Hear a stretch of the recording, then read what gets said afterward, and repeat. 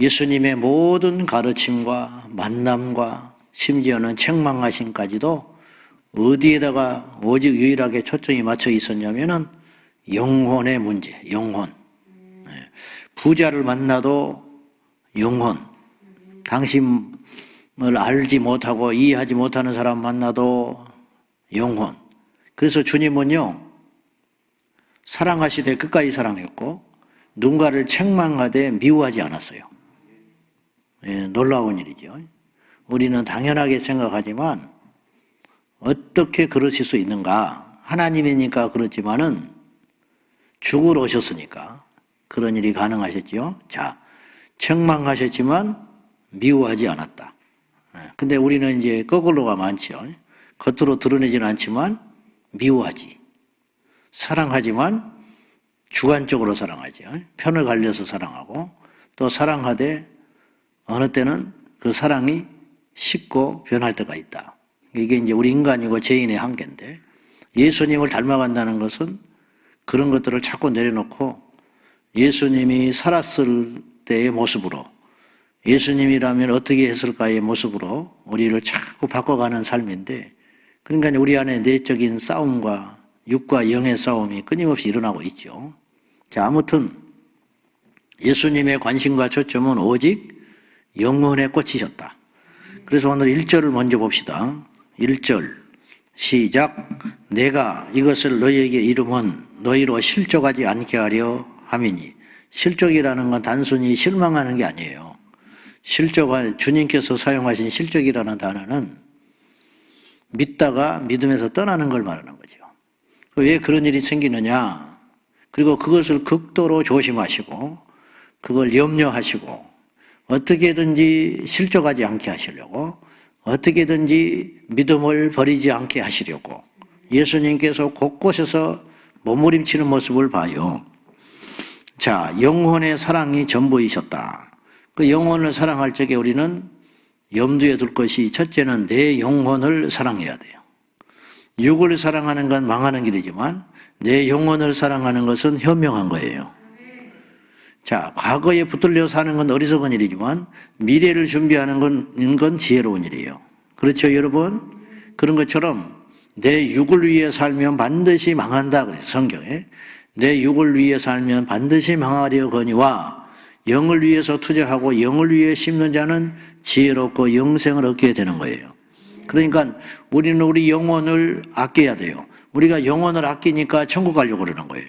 영혼을 아끼니까 예수 그리스도를 믿음으로 살아가는 거예요. 영혼을 아끼니까 치사하고 때로는 억울하고 때로는 힘들어도 예수를 못 떠나는 거예요. 그 이유가 뭐냐? 이유는 한 가지예요. 영혼을 위해서, 영혼을 위해 수고하고 영혼을 위해서 봉사하고 저는 영혼을 위해서 목회하는 사람이에요. 내 영혼을 위해서. 목회를 하면 상이 클 것 같으니까 그것도 목회를 잘해서 영혼을 추수하면 하나님이 기뻐하는 목사가 될까 싶어서 부족하지만은 택도 없지만은 아직도 멀었지만은 일단 몸부림을 쳐보는 거예요. 전도하는 사람들 왜 전도하는지 아세요? 왜 전도할까? 교회에서 하라고? 우리가 누구 하라고 해서 하는 사람들입니까? 우리 고집이 얼마나 센데? 우리가 염소 고집인데? 안 그래요? 또 어느 때는 하지 말라는 것만 하고 있잖아? 그런 우리들인데 우리를 무시하면 안 돼. 우리는 보통 사람들이 아니야. 그런 사람들인데 전도를 하라고 그래서 하며 뭐 전도 1등하면 뭐 상 준다고 그런 때가 아니에요. 그건 말이 안 되는 것이고 있을 수 없는 일이고 그걸 왜 그러느냐? 하나님 앞에 상을 받고 싶어서 그러는 거야. 뭐 하나님께 상을 받아서 뭐하게? 하나님 앞에 상 받으려고 하는 노력하고 애쓰는 이유가 뭐예요? 내 영혼을 위해서 그래. 내 영혼을 위해서. 그 다음에 또 하나 우리가 염두에 둘 것은 내 영혼이 살아나면 이제 여유가 생기거든. 급한 불은 껐잖아요. 내 영혼이 산 거야. 내 병 낫고 내 배가 부르고 그러면 이제 어떻게 하느냐? 주변의 영혼들을 살피는 거야. 그렇죠? 이게 수순이고 당연해야 되고 이게 영적인 본능에 가까워요. 내가 먼저 구원받고 내 영혼이 온전해지면은 그때 이제 힘이 생기고 여유가 생겨. 내가 배가 부르면 어느 때는 밥을 먹고 나면 메뉴판이 보인다고. 에? 식당에 가서 먹고 나면 메뉴판이 보여. 아이고 이걸 먹을 건데 그렇다. 그런 생각이 든단 말이죠. 항상. 그러니까 이제 내가 영원히 구원받고 영혼의 여유가 생기고 힘이 생기면 주변을 이렇게 보는 거예요. 아이고, 저 영혼도 살아야 되는데, 저 영혼도 구원받아야 되는데, 저 영혼도 지옥 가면 안 되는데, 이런 생각이 막 들어오죠. 내 영혼이 살았기 때문에 그러는 거야. 내 영혼이 살아났기 때문에. 그래서 예수님이 온갖 초점이 거기에 맞춰져야 돼. 실족하지 않게 하려고 예수님께서 애를 쓰시고 몸부림치신 거예요. 내가 너희로 이것을 먼저 말하는 것은 너희가 실족하지 않게 하려고 내가 말한다. 그러면 도대체 예수님께서 이 말씀을 하신 것이 뭐냐면, 앞으로 너희가 나 때문에, 복음 때문에, 믿음 때문에 세상으로부터 미움을 받게 될 것인데, 미워하는 대상이 세상 사람이라면 이해하겠는데 그게 아니고 하나님을 믿는다고 자처하는 자들에 의해서 너희가 미움을 받게 될 것이다. 그러면 그런 일이 생길 때 시험 든단 말이에요. 도대체 왜 이러는 것이지? 오늘 우리와 똑같아요. 말은 안 하지만은. 그래서 자, 4절 보세요. 4절 시작. 오직 너희에게 이 말을 한 것은 너희로 그때를 당하면 내가 너희에게 말한 이것을 기억나게 하려 함이요, 처음부터 이 말을 하지 아니한 것은 내가 너희와 함께 있었음이라. 이제 내가 이 말을 하기 시작한다. 이 말을 하는 이유는 뭐냐면 이제 시간이 없다. 더 이상 내가 이런 말을 해줄 만한 시간이 없다. 예수님이 지금 예루살렘에 입성하셨어요. 입성하신 다음에 요한복음 12장에 입성하신 겁니다. 입성하신 다음에 지금 21장까지 쭉 되어지는 과정이에요. 굉장히 길죠. 마태복음 같은 경우는 21장에 입성하시고 28장이 마무리되어 있었으니까 후반부라는 느낌이 드는데, 요한복음은 중간에 12장에 입성을 하시니까 요한복음은 입성하신 이후의 가르침과 사건들을 많이 기록했다는 걸 우리가 알 수 있어요. 그래서 지금 최후의 일주일간에 일어난 일이 이렇게 많은 거예요, 분량이.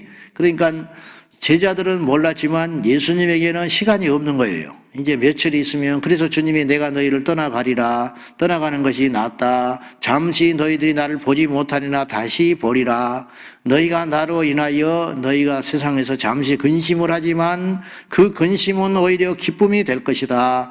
이게 뭐냐면 예수님은 다 포석이 있는 거예요. 십자가와 부활을 염두에 두고, 그러니까 나중에 깨달은 거예요. 이제 제자들이 예수님의 부활을 목격하고 성령 받고 나서, 아하, 예수님은 다 뜻이 있으셨구나, 그래서 그때 이 말씀을 하셨구나. 그때는 못 알아들었어요. 못 알아들었는데 이제 안 거야. 이제 알았어. 아하, 그렇구나. 이런 비밀들이 하나하나 벗겨지기 시작한다 이 말이죠. 그래서 지금까지 내가 너희와 함께 있었기 때문에, 시간이 충분했기 때문에 말을 하지 않았지만은 이제 나에게는 시간이 얼마 없다. 그래서 내가 이 말을 지금 하는 것이니 잘 기억하거라. 그리고 내가 먼저 이 말을 하고 이런 일이 일어나는 이유는, 그 이유는 뭐냐면 너희로 실족하지 않게 하려고 한다. 시험에 들지 않게 하려고 한다. 주님이 그렇게 배려하시는 거예요. 그러면 왜 이렇게 꼼꼼하게 섬세하게 같은 말을 반복해서 계속 알아듣지도 못하는 제자들에게 말을 하고 계시느냐? 그들의 영혼을 사랑하셨기 때문에, 혹시라도 이 귀한 영혼들이 나중에 시험 들어서 넘어지고 실족할까 봐. 아니, 우리가 예수님의 제자들이고 충성하고 기도하고 여기까지 왔는데 왜 우리를 이렇게 하나님이 지켜주지 않지? 왜 우리를 이렇게 세상으로 하여금 미움을 받고, 아니 복음 전하는 것밖에 없는데 왜 우리가 이렇게 핍박을 받아야 되지? 그런 의구심이 든단 말이죠, 사람들이라. 그러니까 그런 일이 생기지 않기 위하여 주님께서 미리 말을 했다는 거죠. 즉 예수님이 능력이 없어서 너희를 안 지켜주는 게 아니고, 예수님께서 너희를 버려서 그런 일이 생기는 것이 아니고, 이거는 필연적으로 일어날 수밖에 없는 일이다. 이유가 뭐냐? 세상과 너희는 결코 짝할 수 없다. 너희가 내 편에 속한다고 선언하는 순간, 너희가 내게로 나오는 순간 세상의 권세 잡은 자 마귀가 세상의 온갖 힘과 지식과 사람들을 동원하여 너희를 다시 빼앗아 오려고 할 것이기 때문에, 이 전쟁이 시작됐기 때문에 절대 세상은 너희를 받아줄 수 없느니라. 이걸 알아라. 알고 시작해라. 그래서 제자들은 이 말씀을 예수께서 부활하고 승천하신 다음에 성령 받고서야 깨닫고, 그렇구나. 그러면 어떤 일이 벌어지냐면 미움을 받아도 예상하고 시작하는 거지요. 그래, 복음 전하는 건 당연히 미움받는 일이야. 예수를 전하는 일은 당연히 핍박이 있는 일이야. 그러므로 우리는 낙심하지 않을 거야. 그래서 사도행전 5장에 사도들이 예수 그리스도의 이름을 복음을 전한다는 이유로 공회로 잡혀가서 매를 실컷 두들겨 맞고 나오는데 이들은 낙심하지 아니하고 도리어 기뻐했는데, 기뻐했던 이유가 뭐냐면 우리가 뭐라고 예수를 전함으로 핍박을 받냐, 예수를 전함으로 매를 맞냐, 세상에 이런 영광이 어딨냐, 그러면서 기뻐하면서 공회 앞을 떠나고 그들은 포기하지 않고 지치지 아니하고 성전에 있든지 집에 있든지 어디 있든지 오직 하나만 가르쳤는데 예수는 그리스도다, 예수는 구원자다, 예수는 메시아다, 예수님밖에 없다, 예수 그분은 하나님이시다, 이걸 외치고 다니니 마귀가 손을 들 수밖에 없었다 이 말이죠. 오늘 우리도 마찬가지예요. 예수 안에서 경건하게 살려고 하는 자, 말씀대로 살려고 하는 자, 믿음으로 살려고 하는 자는 은혜를 받고 축복을 받고 편해지는 인생이 아니라 도리어 세상과 자꾸 부딪히게 된다. 그러므로 이런 일을 당할 때 하나님이 내 기도를 안 들어주시나, 하나님이 내 편이 아니신가, 과연 하나님은 살아계시는가, 그런 의심을 갖기 시작하면 실족하기 쉬우니 그런 것으로 인하여 시험 들고 실족하지 말고 당연한 일이다, 올 것이 왔다, 내가 이거 견뎌야겠구나, 맞아, 이거 견디면 주님이 상 주시지, 이런 믿음으로 서라 이 말입니다. 저와 여러분이 그리 되기를 축복합니다. 그래서 스데반이 복음 전했는데 미움받았는데 시험 들지 않잖아요. 보통의 경우는 이렇게 분위기가 험악해지면 복음 전하다가 아이고 분위기가 아니다, 그러고는 꼬리를 내리든지 타협을 해버리든지 아니면 이렇게 돌에 맞아서 죽어가는 순간에 좀 억울해하고 힘들어하고 하소연하고 죽을 법도 한데 스데반은 그러지 않았다. 주여, 저들이 하는 것을 알지 못합니다. 그리고 마지막까지 혈기 부리지 않고 분노하지 않고 그들을 불쌍히 여기며 축복하며 자니라 영원한 안식에 들어갔다. 도대체 이런 받아들임이 어디서 오느냐? 초대교회 성도들이 핍박을 받으면서도 끝까지 예수 그리스도를 원망하지 않고 죽었던 이유는 과연 어디에 있느냐? 바로 끝을 알기 때문에, 마지막을 알았기 때문에 그런 일이 가능했다, 그런 말이죠. 우리도 그리합니다. 할렐루야. 이제 주님께서 진실을 하나 말하기 시작했어요. 그게 뭐냐면 내가 너희를 떠나가는 것이 낫다. 7절입니다. 7절 시작. 그러나 내가 너희에게 실상을 말하노니 내가 떠나가는 것이 너희에게 유익이라. 내가 떠나가지 아니하면 보혜사가 너희에게로 오시지 아니할 것이요 가면 내가 그를 너희에게로 보내리니. 내가 너희를 지금 떠난다고 그러는데 어디로 가십니까? 이렇게 묻는 사람은 하나도 없고 도리어 걱정과 근심만 하고 있구나. 이게 이제 믿음이 없어서 그래요. 제자들이 내가 너희를 떠나가는 것이 있어야 할 일이고 당연한 일이다. 그러면 물어야 할 거 아니에요. 예수님 어디로 가십니까? 물론 말해도 못 알아듣겠지만은 그 당시에 너희들이 그거는 그 본질적인 건 묻지도 않고 내가 떠나간다고 하는 이유 때문에 걱정하고 근심만 하고 있구나. 그런데 내가 진실을 하나 말해줄게. 내가 너희를 떠나는 것이 너희들한테는 더 이득이야. 왜 그런지 알아? 내가 가면 또 다른 보혜사, 내가 지금까지 너희 곁에서 지켜주고 보호해 줬는데 이제 내가 가도 걱정하지 마. 내가 가면 또 다른 보혜사가 내 역할을 하러 너희에게로 올 거야. 그리고 그는 너희와 영원히 함께 할 거야. 떠나지 않아. 그러므로 인하여 너희가 내가 한 일을 하게 될 것이고 나보다 더 큰 일도 하게 될 것이야. 예수님이 그렇게 말하신 거예요. 이것들은 이제 맛을 본 다음에 알았지요. 성령 받고 난 다음에 알았지요. 이것이. 그리고 그 성령께서 오시면 무슨 일을 하시느냐면 세 가지를 하신다. 첫째, 8절 시작. 그가 와서 죄에 대하여 의에 대하여 심판에 대하여 세상을 책망하시리라. 이게 무슨 말이냐? 그 해석을 해놨어요. 죄가 뭐냐? 9절 시작. 죄에 대하여라 함은 그들이 나를 믿지 아니하며. 쉽게 이렇게 말할게요. 죄라는 건 뭐냐? 예수 그리스도를 믿지 않는 것이 죄다. 예수를 믿으면 천국 가고 예수를 믿으면 살게 돼요. 예수님을 믿지 않으면 그것 자체가 죄예요. 아무리 선하게 살아도 상관없어요. 이걸 사람들은 이해를 절대 못하지요. 그래서 기독교 신앙을 이해 못해요. 그리고 이기적이라고 그래요. 예수만 믿어야 한다고 그렇게 이야기를 해요. 그 답은 하나밖에 없어요. 예수를 믿어야만 정답이에요. 예수를 믿지 않으면 오답이라. 오답. 아무리 많은 내용을 써도 틀렸어. 아무리 가서 손을 비벼도 안 돼. 아무리 아부를 해도 안 돼. 아무리 착하게 노력을 해도 안 돼요. 세상에는 기준이라는 게 있어요. 기준. 그 기준에 들지 않으면 안 되는 거예요. 하나님의 기준은 뭐냐? 예수 그리스도를 믿는 것. 그거 외에는 모두 다 죄다. 그래서 죄에 대하여 성령께서 책망하신다. 깨닫게 하시고 가르치시고 혼내시는데 인생들아 지금도 깨닫게 하시는 거예요. 지금도 책망하시는 거예요. 세상을 향하여. 복음을 통해서 교회를 통해 하나님의 종들을 통해서 지금도 계속 메신저들을 통해서 외치고 있는 거예요. 여러분 죄가 뭔지 아십니까? 성령께서 작업하고 계시는 거예요. 죄란 예수를 믿지 않는 것이요. 이렇게 성령께서 지금 일하고 계세요. 전 세계에서 선교사들을 통해서 하고 있어요. 자, 두 번째 의란 무엇이냐? 10절 시작. 의에 대하여라 함은 내가 아버지께로 가니 너희가 다시 나를 보지 못하며. 여기서 의라는 말, 하나님의 공의, 하나님의 정의가 뭐냐? 하나님의 그 의로움이라는 건 뭐냐? 하나님께서 나를 너희에게로서 떠나서 데려가게 하는 거. 내가 아버지께로 가니 십자가에서 죽으시고 부활하고 승천함으로 너희가 다시 나를 보지 못하게 되는 날이 올 것인데, 그것에 대하여 성령께서 그런 일이 일어나는 것, 모든 일이 뭐냐면 하나님의 공의로운 사역이라고 가르치게 될 것이다. 이런 뜻이 되는 거예요. 이게 참 해석이 쉽지 않아요. 근데 이제 제 한계, 여기까지밖에 해석을 못 하겠더라고요.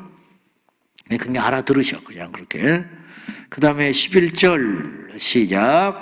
심판에 대하여라 함은 이 세상 임금이 심판을 받았음이라. 이건 또 무슨 말이냐? 성령께서 심판에 대하여 가르치는데, 심판이라, 이 세상 임금이 심판을 받았습니다. 무슨 말이냐? 이 세상의 최고의 권력자를, 왕을, 세상의 파워 가진 그 사람을, 그 존재를 누가 감히 심판하겠어요? 근데 하나님은 그들도 심판한다. 믿지 않는 자의 죄에 대하여 하나님은 세상의 모든 힘을 가진 그라도 심판을 하신다. 즉 하나님의 심판은 명확하다. 하나님의 심판은 분명하다. 그런 자들도 하나님 앞에 가면 심판을 받는데 다른 사람은 말할 것도 없다. 그것을 성령께서 세상에 대하여 가르치고 책망하게 될 것이다. 성령님이 이 일을 하러 오신다는 거예요. 죄란 무엇이냐? 하나님의 공의란 무엇이냐? 심판이란 무엇이냐? 이 세 가지에 대하여 성령께서 가르치러 오시리라. 그렇게 말씀하시는 거예요. 자, 성령께서 하시는 일들이 뭐냐? 우리가 요한복음 14장에서도 이미 언급을 했는데 주님께서 또다시 언급을 하세요. 성령이 오시면 이런 일을 할 것이다. 너희를 지켜주는 일, 너희와 함께하는 일, 그런 일도 하지만 성령이 주로 하시려고 하는 일이 있어요. 그것이 뭐냐면 바로 13절입니다. 같이 봅니다. 시작. 그러나 진리의 성령이 오시면 그가 너희를 모든 진리 가운데로 인도하시리니 그가 스스로 말하지 않고 오직 들은 것을 말하며 장래 일을 너희에게 알리시리라. 기억나시겠지만은 성령이 오시면 요한복음 14장에서 두 가지 일이 일어난다고 그랬어요. 그건 뭐냐면 내가 너희에게 말한 모든 것을 기억나게 할 것이고 성령께서 너희에게 가르치신다고 그랬어요. 그렇죠? 그러니까 우리가 예수님을 본 적이 없지만 예수님을 믿게 된 거예요. 그분의 말씀을 알고, 그리고 사도들이 그 기억력이 나타나서 성령에 의해서 말씀이 기록된 거죠. 여기에 더하여 오늘 성령의 이름이 있는데 진리의 영이라. 성령은 진리의 영이에요. 성령은 우리를 뜨겁게 하시기도 하고 우리를 넘어뜨리기도 하시고 우리를 흥분시키기도 하시고 우리에게 힘을 주사 연약한 자들의 담대함으로 얻어서 복음도 전하게 하시고 막 이런 일도 하시지만 그런 일들이 주된 일이 아니라 알고 봤더니 성령께서는 무슨 일을 하시냐면 냉철하게 우리에게 오셔서 진리를 믿게 하시고 진리를 알게 하시고 진리를 깨달아지게 하시는 일이 성령의 주된 일이라는 거예요. 그래서 성령을 다른 말로 예수님은 진리의 영이라 그렇게 말하셨어요. 그러므로 성령을 받은 사람은 말씀이 믿어지는 거예요. 근데 이제 말씀대로 안 살면서 뜨겁기만 해가지고 펄펄 뛰는 사람은 오래 못 가. 그 사람은 진정한 성령을 받았다고 할 수 없어요. 정말로 성령을 받은 사람은 흥분하는 사람이 아니고 감정이 왔다 갔다 하는 사람이 아니고 정말로 성령을 받은 사람은 진리의 말씀대로 살게 되는 일이 일어난다는 거예요.